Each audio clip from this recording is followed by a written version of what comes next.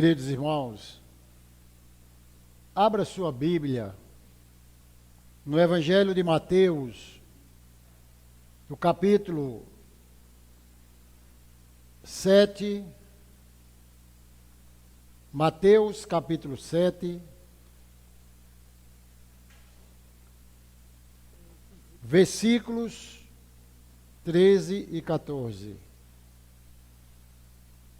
Mateus capítulo 7, versículos 13 e 14. Todos encontraram?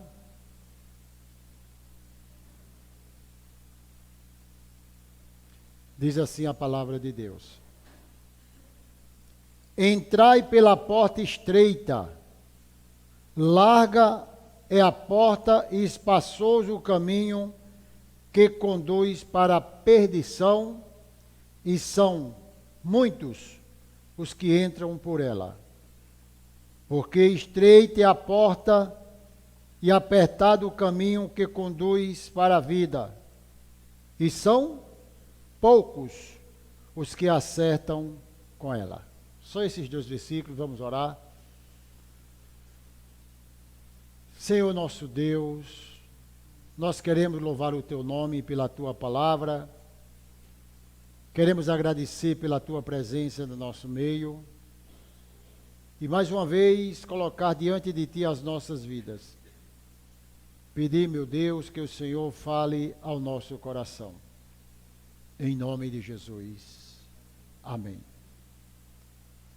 Capítulo 5, capítulo 6, capítulo 7, fala do Sermão do Monte. O tão conhecido Sermão da Montanha, pregado por Jesus, e alguns estudiosos chamam o Sermão da Ordenação dos Discípulos. Esses capítulos, o Senhor vai tratar de princípios, como o homem deve ser, o seu caráter, o seu comportamento, claro, como cristão. E ele já está chegando no final do sermão, faltando apenas alguns versículos para concluir, e ele não faria diferente a não ser lembrar o povo de tudo o que ele falou. Por que lembrar? Porque ele agora vai colocar uma posição diante dos seus ouvintes, dos seus discípulos e da multidão. Diante de tudo o que ele ensinou, de tudo que as pessoas aprenderam neste capítulo 5, 6 e 7, como ele começa com as bem-aventuranças, ele percorre sobre oração, sobre jejum, os tesouros que nós juntamos aqui na terra, sobre a ansiosa solicitude pela vida, foi o meu sermão de domingo, sobre a ansiedade, e ele agora chama os seus ouvintes para tratar sobre qual porta vocês querem entrar. Eu ensinei esse caminho, e vocês têm agora que escolher. Como, pastor? Se não foi Deus que escolheu. A salvação é obra exclusiva de Deus. Isso é fato. A vida de oração e de santificação e buscar uma vida melhor é um dever meu e seu com a ajuda do Espírito Santo. Não há como se atrapalhar entre a soberania de Deus e a responsabilidade do homem. E aqui, Raquel, que a gente vai ver que Jesus está colocando o homem no canto da parede e dizendo agora que porta você quer seguir, que caminho você quer seguir. E aqui ele mostra o perigo da porta larga, como ele mostra a facilidade da porta larga e como ele mostra também a dificuldade da porta estreita. Todos os homens da Bíblia e todos nós temos a responsabilidade de pensar, de ponderar, de parar e decidir para onde nós iremos ou para onde nós estamos indo. O grande Moisés, quando ele conduziu o povo de Deus, já no finalzinho da sua vida, Silvana, ele estava preocupado com aquele povo e ele chama aquela nação e diz assim: vê que proponho hoje a vida e o bem, a morte e o mal. Escolhe, pois, a vida para que vivas tu e a tua descendências. Os céus e a terra tomo hoje por testemunhas contra ti, que te propus a vida e a morte, a bênção e a maldição. Escolhe, pois, a vida para que vivas tu e a tua descendência. Lá na frente, quando Moisés, ele morre, quem assume esse compromisso é Josué. Josué, ele vai repetir praticamente as mesmas palavras que Moisés fez com aquele povo. E Josué, quando chega diante da nação, ele diz assim: porém, se vos parece mal servir ao Senhor, escolhei hoje a quem sirvais. Se aos deuses a quem serviram os vossos pais, que estavam da lei do Eufrates, ou aos deuses dos amorreus em cuja terra habitais. Porém, eu e a minha casa serviremos ao Senhor. Ele disse: eu já estou decidido o que eu quero da minha vida. Por que Moisés e por que Josué falaram essas palavras para uma nação?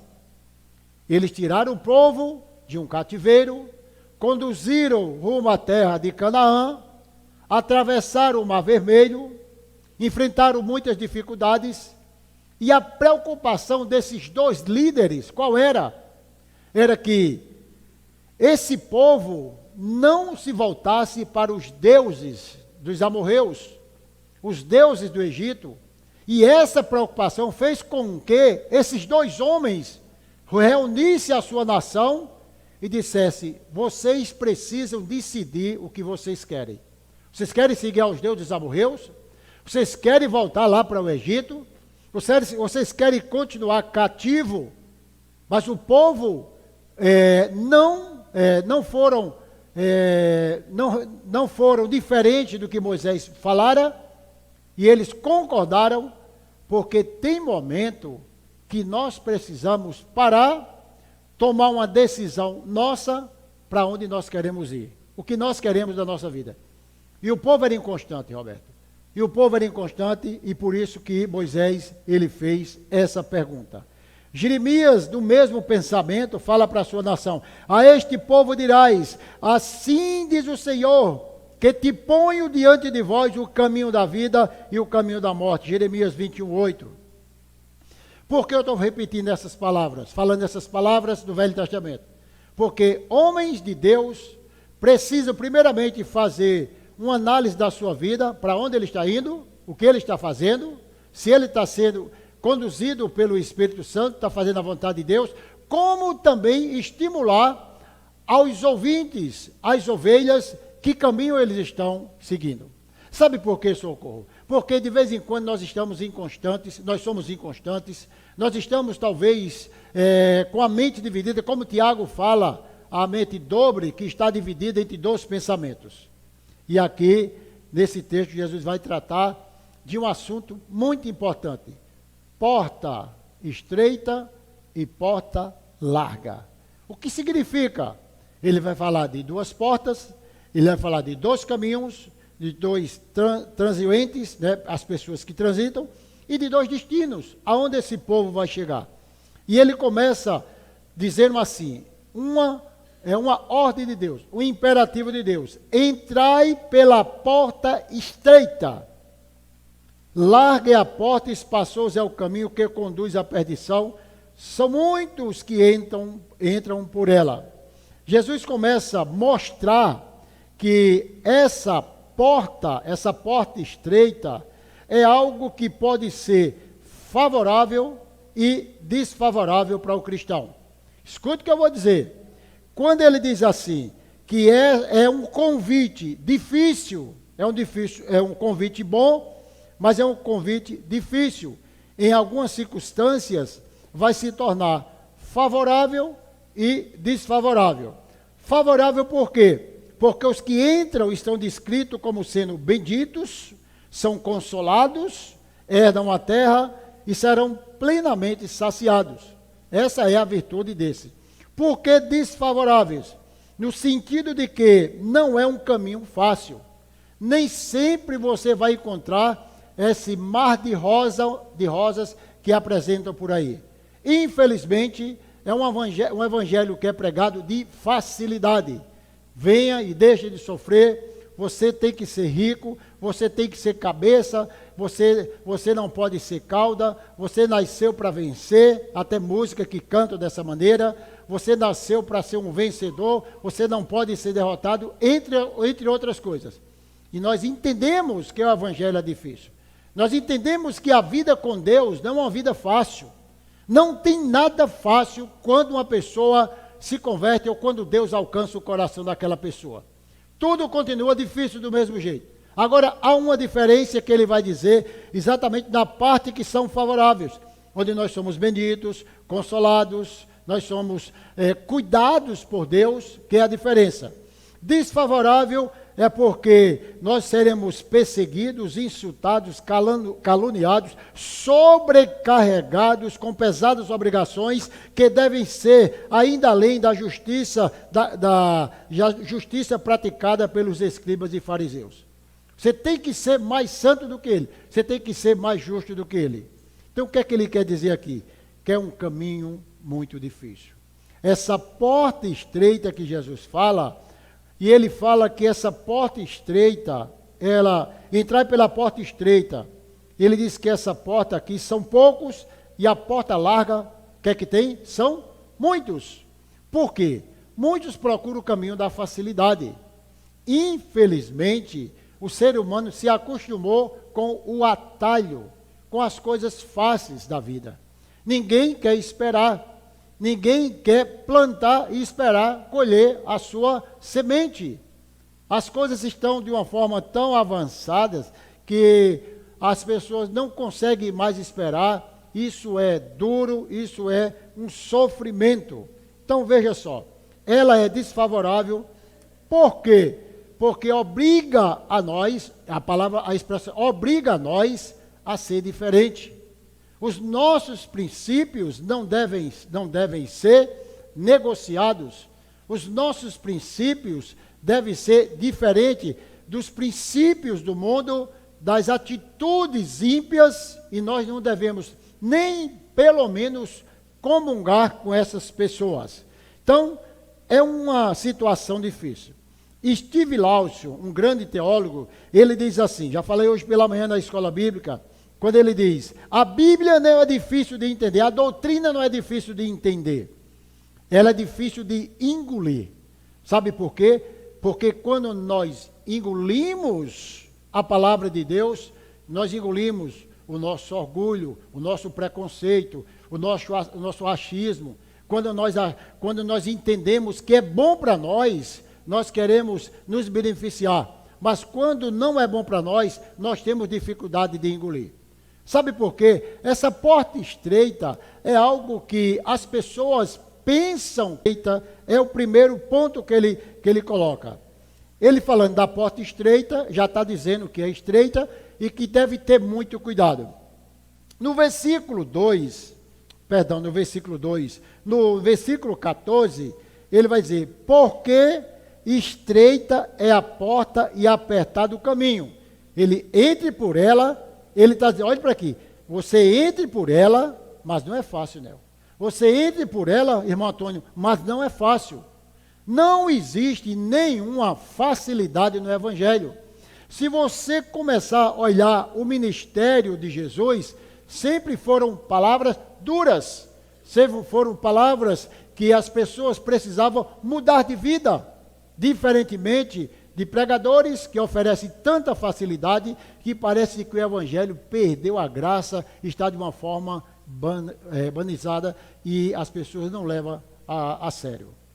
Por quê? Se ela é estreita, porque estreita é a porta e apertado é o caminho que conduz para a vida. Nós estamos tratando de um tema de escatologia, não tem como não pensar. Do fim dos tempos, o final, é tanto que ele deixa esse assunto para o final do capítulo 7, de tudo o que ele vem ensinando. O termo, sim, fala de escatologia, da decisão que nós tomamos, para onde nós iremos, o que nós enfrentaremos, e essa é a realidade.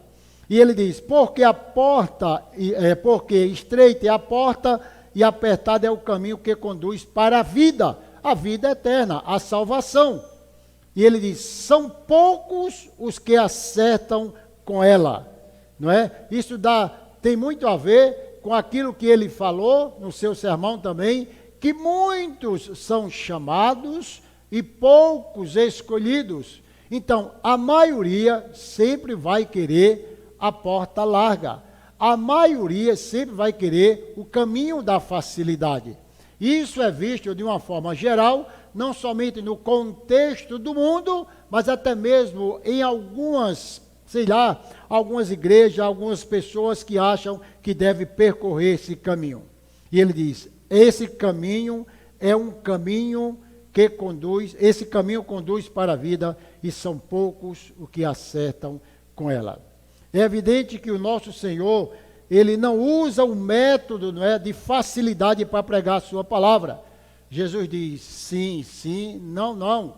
Jesus, ele é taxativo. Não tem nenhuma uma brecha para nenhum cristão ou qualquer pessoa ficar em cima do muro.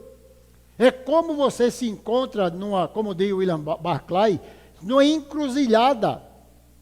Ele diz assim, você está numa encruzilhada, você tem uma decisão grande para tomar. Porque na encruzilhada, você vai para ali ou vai para lá. Para onde você quer ir?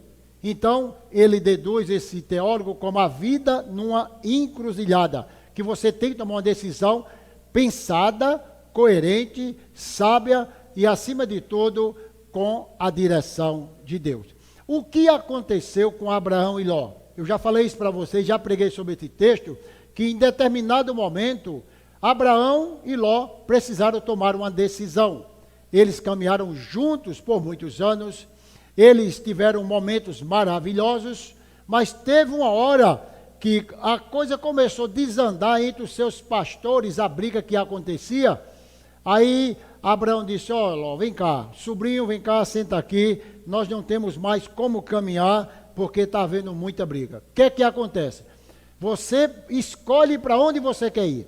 Abraão, que ele era o mais velho, ele era o tio, ele poderia decidir, Ló, tu vai por aqui, eu vou por aqui, estamos conversando. Ele dá o direito de Ló escolher.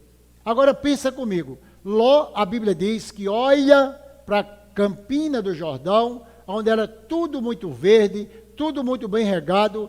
Não sabia ele, irmão Antônio, não sabia ele que ele estava olhando para uma grande armadilha. Pensa comigo, os nossos olhos veem coisas que não são coisas de Deus, apesar de ser muito bela, apesar de ser muito caminho aparentemente bom, mas não são esses caminhos que Deus preparou para nós. Entendeu, Júlia? Nós olhamos com os nossos olhos, temos que ter muito cuidado para não ser levado pelas aparências do mundo e tomar uma decisão errada, porque se entrar no caminho errado, para voltar, paga-se um alto preço. Não brinque. Gustavo falou aqui, muito bem pensado, na parte da confissão sobre o perigo do pecado, a seriedade do pecado, onde muitas vezes nós acumulamos tudo, chegamos dentro de 2 minutos aqui na igreja, no domingo à noite, e vamos pedir perdão de coisas que tivemos oportunidade de pedir dentro da nossa casa, dentro do nosso trabalho, talvez em qualquer outro lugar.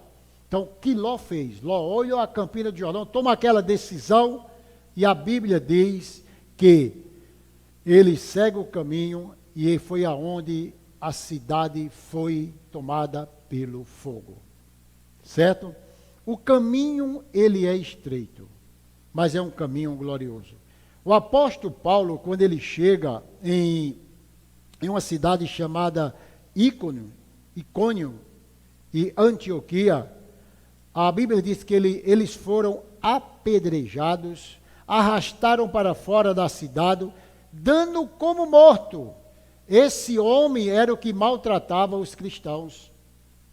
Esse homem era que fazia toda a maldade. Quando ele se converte, diferentemente das belezas que oferecem por aí, Paulo não provou dessa beleza, Paulo provou de muita provação. E quando ele chega nessa cidade, ele é arrastado e diz, esse homem morreu, dado como morto. E você sabe o que foi que ele disse? E ele agora levanta a sua voz, levanta a palavra e diz assim, fortalecendo a alma dos discípulos, exortando a permanecer firme na fé, mostrando que através de muitas tribulações nos importa entrar no reino de Deus. Essa é a porta apertada que Paulo fala quando ele escreve lá no livro de Atos, capítulo 14, versículo de 19 a 23. E ele diz, importa entrar no reino de Deus, mesmo diante dessa tribulação. Por que nós reclamamos de tantas coisas e não estamos pensando em uma vida eterna? Porque o nosso coração, ele é muito materialista, não é? Nós estamos com a nossa mente muito voltada para o aqui e agora, esquecendo da vida futura. Esse mesmo Paulo, ele diz, se a nossa esperança em Cristo se limita apenas a esta vida, somos os mais infelizes dos homens. Não há felicidade de você colocar o seu coração, como eu falei no sermão passado, né, da outra semana, não há como a gente se apoiar das nossas riquezas, firmar o nosso coração nos nossos tesouros, naquilo que nós construímos. Então veja só, ele faz aqui essa comparação dessa porta. Agora, há uma pequena discussão entre os teólogos, quando ele fala a porta e caminho. Quem vem primeiro, porta e caminho? Aqui no texto a gente está vendo que a porta, depois vai falar o caminho. Alguns estudiosos acham que talvez ele quisesse falar primeiro do caminho e depois da porta, mas porta e caminho, Jesus não está falando assim, que ele é a porta ou o caminho, não é? Ele fala porta e caminho é uma coisa só. Por quê? O entendimento é mais ou menos assim, não é? Quando nós seguimos o caminho, nós já saímos de uma porta. Nós entramos numa porta para seguir o caminho.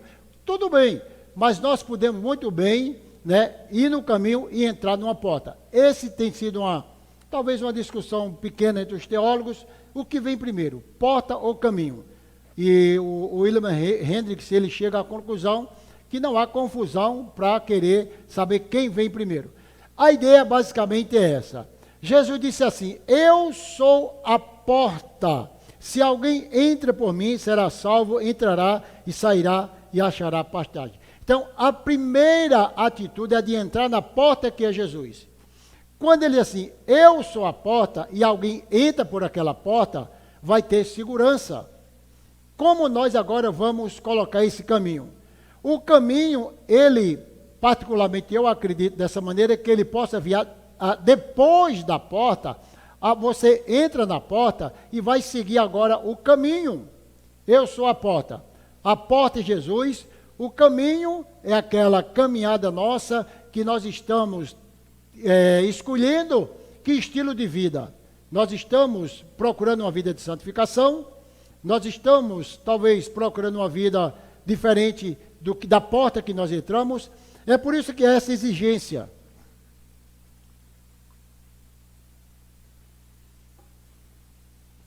E ele fala, a porta é a conversão e seguida do caminho, que é uma vida de santificação. Quem entrou pela porta não tem como não seguir o caminho da palavra. Quem entrou por essa porta não tem que escolher o estilo de vida. Nós não escolhemos a vida, o estilo de vida para nós cristãos, aquilo que nós achamos que deve ser. Nós devemos seguir todas as diretrizes da porta que nós entramos. Nós devemos seguir todo o caminho de obediência, que é a porta que nós entramos, que é exatamente todo o processo de santificação do cristão, do servo de Deus, que um dia adentrou aquela porta chamada Jesus. Por que as coisas invertem? Porque pessoas talvez não conheçam a seriedade desse caminho e talvez estranhem nesse caminho mas era muito fácil. Como o povo de Israel do Egito. Pensa comigo, o povo estava lá no Egito, não é? Deus abriu aquela grande porta deles adentrarem, saírem primeiramente lá do Egito, entram no Mar Vermelho, o mar se abre, eles vão caminhando até a terra de Canaã. Em determinado momento, John, sabe o que acontece? Esses homens que passaram pela porta da salvação, que experimentaram o milagre de Deus, que experimentaram as maravilhas do Senhor no Egito, esses homens agora estão estranhando. Quando eles entram, eles dizem assim: por que, Moisés, você me trouxe para aqui? Melhor teríamos ficado lá, morrido na mão de Faraó, sofrido lá, e ainda diz mais lá na frente: nós éramos felizes, nós comíamos carnes, nós tínhamos churrascos, nós tínhamos pepinos, melões, tínhamos coisas boas, e aqui nesse deserto falta alguma coisa. Por que eles falaram isso? Porque em determinado momento, como é muito comum, escute isso aqui, como é muito comum na vida de provação dos cristãos, isso, Rogério, na vida de provação dos cristãos, eles não sabem se comportar como um filho de Deus em esperar o tempo de Deus. Eles, por sofrerem um minuto só, por não aguentarem mais essa situação, eles disseram: eu não aguento mais. Experimentaram toda a grandeza de Deus, experimentaram todo o milagre de Deus, sabiam, porque Moisés assim o dizia, liderou o seu povo: nós estamos saindo lá das garras de Faraó, nós estamos saindo agora para uma terra espaçosa, o caminho nosso, sabe qual é? É Canaã, é a terra da promessa. E quando ele chega no meio do caminho, eles começam a estranhar. Isso traz uma aplicação muito grande para mim e para você, que no meio da caminhada vai faltar água, que no meio da caminhada vai faltar o pão, que no meio da caminhada talvez você vai adoecer, vai te faltar o emprego, vai te faltar alguma coisa, e isso não é motivo para nós pensarmos no passado, para nós voltarmos à nossa mente e dizer: nós éramos felizes e não sabia. Isso nunca deve acontecer, nem passar pela mente de nenhum cristão, de que dias bons foram os dias passados. Dia bom é o dia de hoje, é o dia que nós estamos aqui vivos, ouvindo a palavra de Deus, vivendo a palavra de Deus e esperando nas promessas de Deus.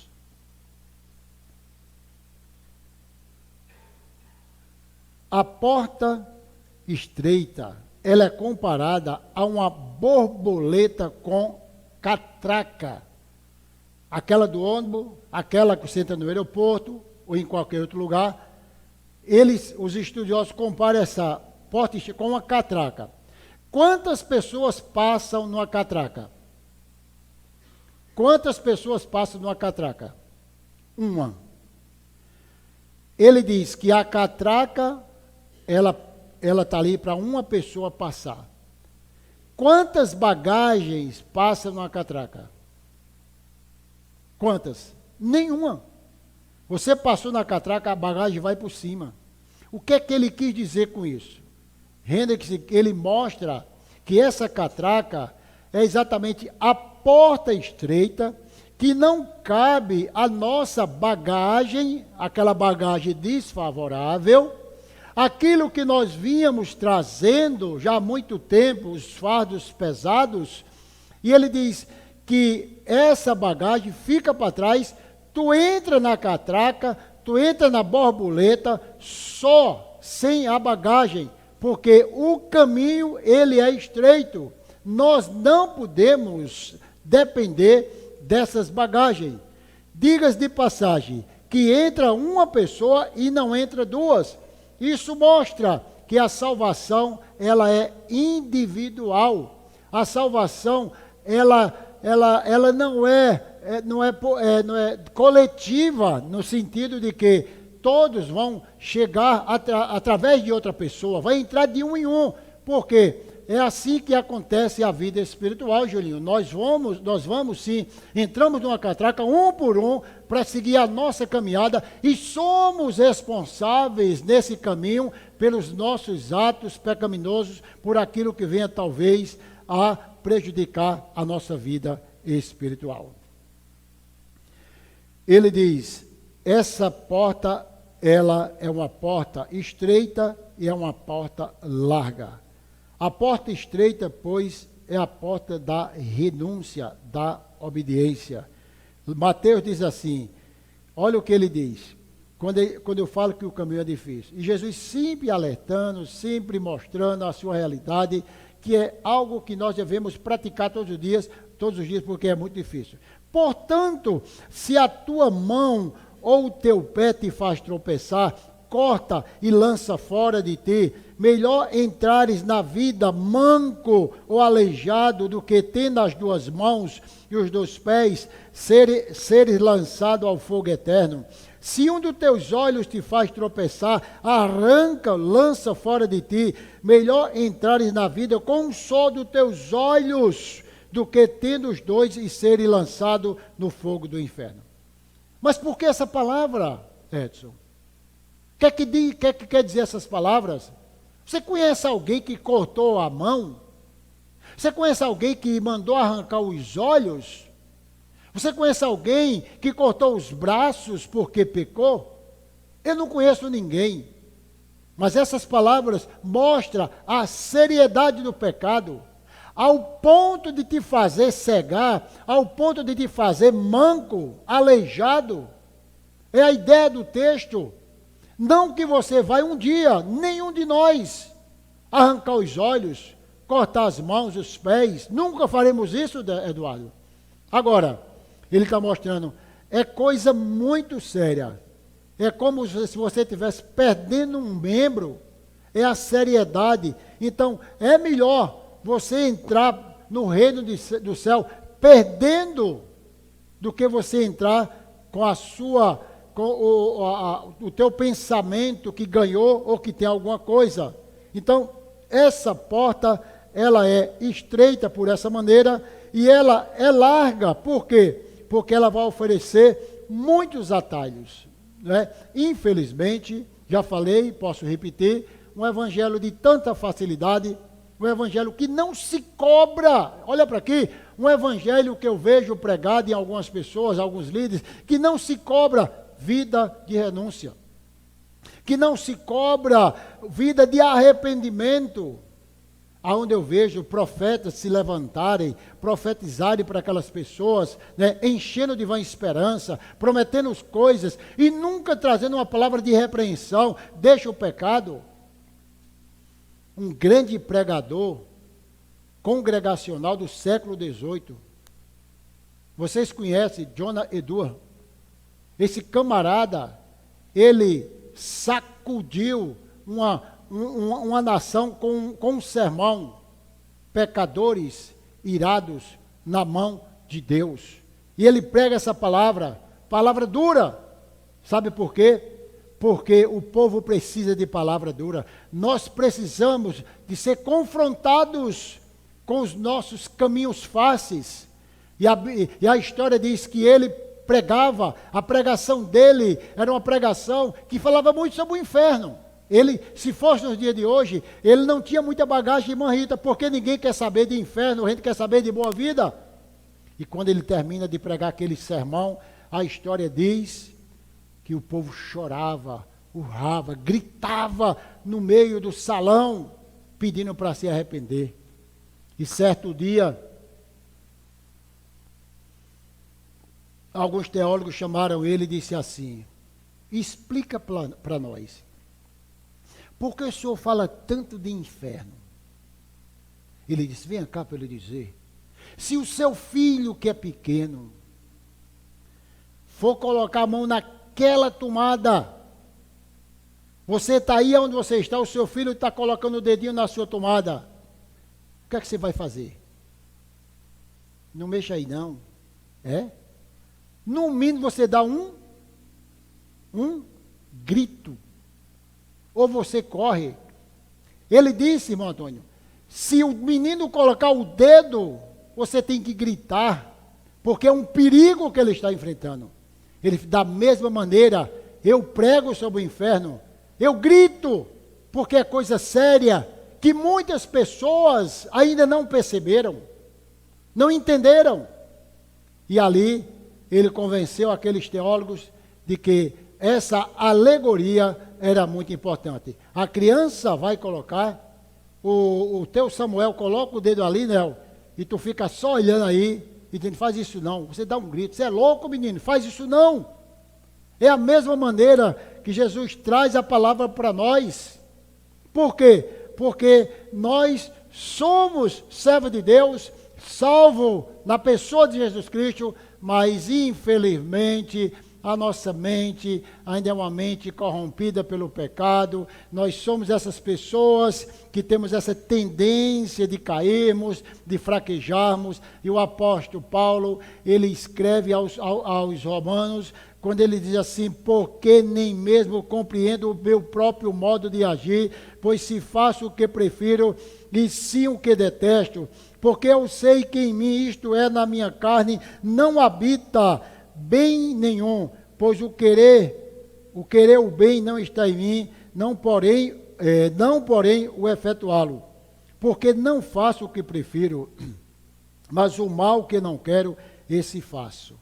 Mas se eu faço o que eu não quero, já não sou eu a quem faz, e sim o pecado que habita em mim.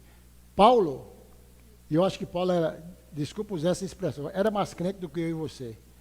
Eu sinto essa força para me derrubar. Eu quero fazer o que é bom e não consigo. Paulo que disse isso, Flávio. Imagine pecadores como eu e você.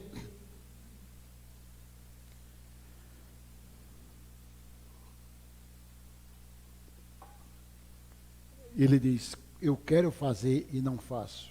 Porque esse é o estigma do cristão. Não é? Isso não é uma linguagem de espiritismo, não é? Mas é o calo, é o meu calo e o seu, é o pecado, que a gente luta todos os dias, e nós lutamos para fazer o que é certo, porque para fazer o que é errado, a gente precisa ficar somente parado sem fazer nada, que a própria vida já conduz cada um de nós. Ele vai dizer, muitos são o que entram por ela. Paulo diz assim, porque a nossa leve momentânea tribulação produz para nós eterno peso de glória, acima de toda comparação. Porque para mim tenho certo de que o sofrimento do tempo presente não pode ser comparado com a glória revelada em nós. Está aqui. O que eu ensinei para vocês, lá do capítulo 5, do Sermão da Montanha, eu vou concluir dizendo, porta estreita e porta larga. O que é que vocês querem? Não é?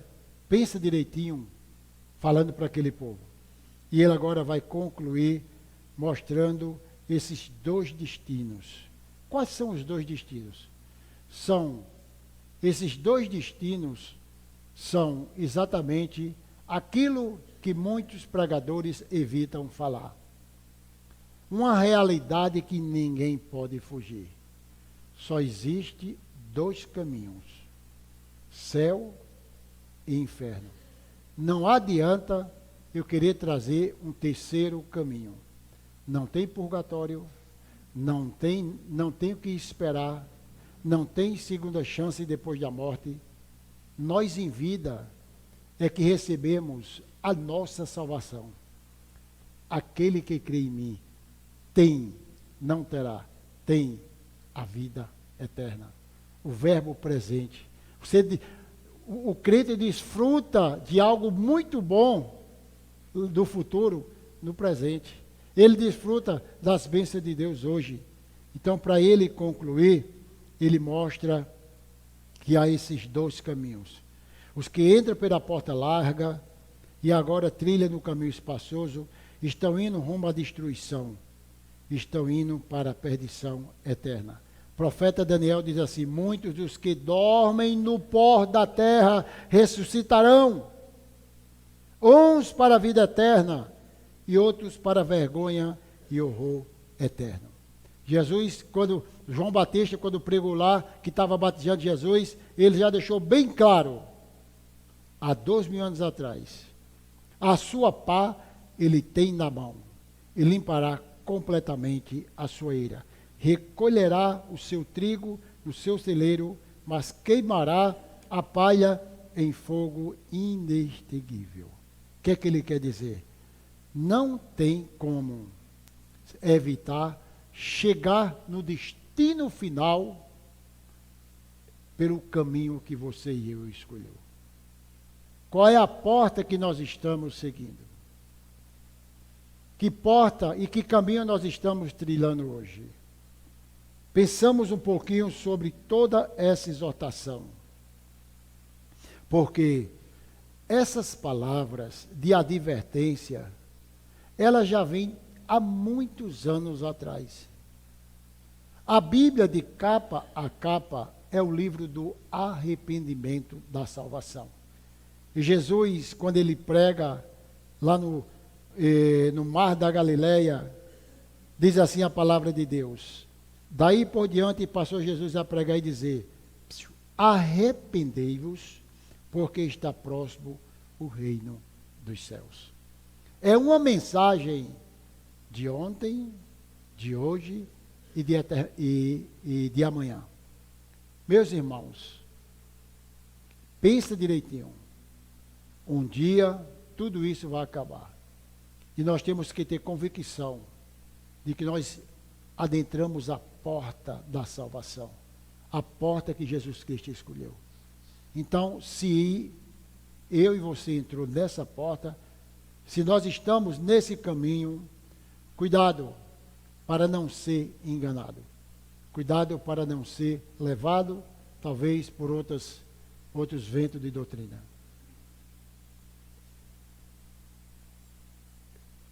Estreita é a porta, larga o caminho, e muitos seguem esse caminho de perigo.